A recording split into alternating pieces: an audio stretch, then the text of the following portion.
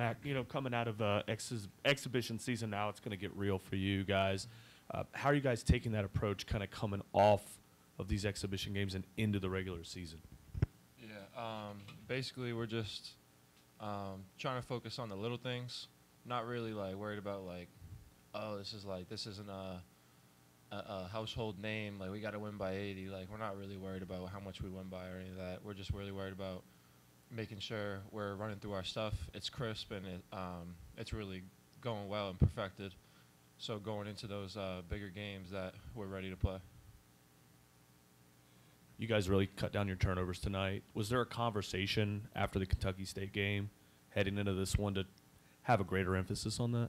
Yeah, definitely. I mean, we've been talking about that all summer because obviously the way we play offense, we want to try to push it and make it faster, and there's tend to be more turnovers during the summer for that. So that's been really a thing all summer, and that's the first thing Coach just mentioned right after the game in the locker room is the less turnovers we had compared against Kentucky State. Matt, you all shot the ball pretty well as a team from three. Do you feel like three-point shooting could be a strength of this team? Yeah, definitely. I would say.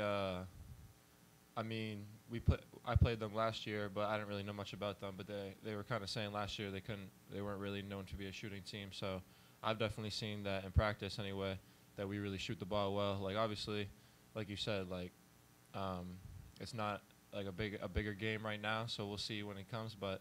When we go against each other in practice, I mean, we have like 7 or 8 guys that can all shoot the ball, even our big men.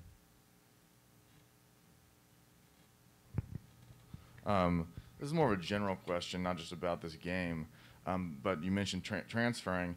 I'm curious about the one-time transfer rule, and do you think without that rule you would have transferred this season, and what effect do you think that rule could have on college basketball?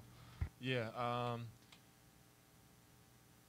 would say even if they didn't have the one-time transfer rule, I probably would have still ended up transferring. And I would say, I mean, it's a pretty fact if you look at the numbers that obviously like transfers is the numbers are way up compared to past years.